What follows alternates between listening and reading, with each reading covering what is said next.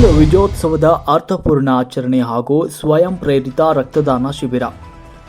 ಬಾದಾಮಿ ತಾಲೂಕಿನ ಚೋಳಚಗುಡ್ಡ ಗ್ರಾಮದ ಪ್ರೌಢಶಾಲೆಯ ಆವರಣದಲ್ಲಿ ಕಾರ್ಗಿಲ್ ವಿಜಯೋತ್ಸವ ಕಾರ್ಯಕ್ರಮ ತುಂಬಾ ವಿಜೃಂಭಣೆಯಿಂದ ನಡೆಯಿತು.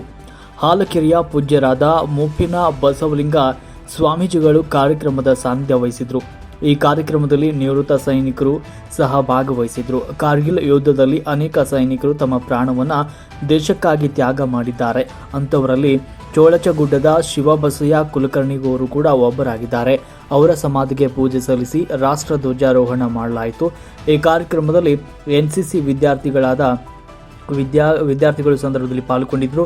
ಈ ವಿಜಯೋತ್ಸವದ ಕಾರ್ಯಕ್ರಮದ ನಿಮಿತ್ತ ಸ್ವಯಂ ಪ್ರೇರಿತ ರಕ್ತದಾನ ಶಿಬಿರ ಕೂಡ ನಡೆಸಲಾಯಿತು ಹಾಗೂ ಉಚಿತ ಆರೋಗ್ಯ ತಪಾಸಣೆಯನ್ನು ಕೂಡ ನಡೆಸಲಾಯಿತು. ಉಚಿತ ಆರೋಗ್ಯ ತಪಾಸಣಾ ಶಿಬಿರವನ್ನು ತಾಲೂಕಾ ಆರೋಗ್ಯ ಅಧಿಕಾರಿಗಳಾದ ಡಾಕ್ಟರ್ ಎಂಬಿ ಪಾಟೀಲ್ ಅವರು ಉದ್ಘಾಟಿಸಿದರು. ಈ ಕಾರ್ಯಕ್ರಮದಲ್ಲಿ ಪ್ರಾಥಮಿಕ ಆರೋಗ್ಯ ಕೇಂದ್ರದ ವೈದ್ಯಾಧಿಕಾರಿಗಳಾದ ಡಾಕ್ಟರ್ ವಾಸುದೇವರಾವ್ ಸರ್, ತಾಲೂಕು ಹಿರಿಯ ಆರೋಗ್ಯ ನಿರೀಕ್ಷಣಾಧಿಕಾರಿ PH ಮಹಾಲಿಂಗಪುರ್, KP ಹಂಪಿಹೋಳಿ, ಬೇಲೂರು ಪ್ರಾಥಮಿಕ ಕೇಂದ್ರದ BH ನರಸಾಪುರ್, SB ಜಟಗಿಮಠ್ ಹಾಗೂ ಸರ್ವ ಸಿಬ್ಬಂದಿಗಳು ಹಾಜರಿದ್ದರು. ಹಾಗೂ ಊರಿನ ಅನೇಕ ಮುಖಂಡರು, ರಾಜಕೀಯ ಧುರೀಣರು ಕೂಡ ಸಂದರ್ಭದಲ್ಲಿ ಭಾಗವಹಿಸಿದರು. ವರದಿ SR ಬಾವಿಕಟ್ಟಿ, ರಾಷ್ಟ್ರ ಕ್ರಾಂತಿ ನ್ಯೂಸ್, ಬಾದಾಮಿ.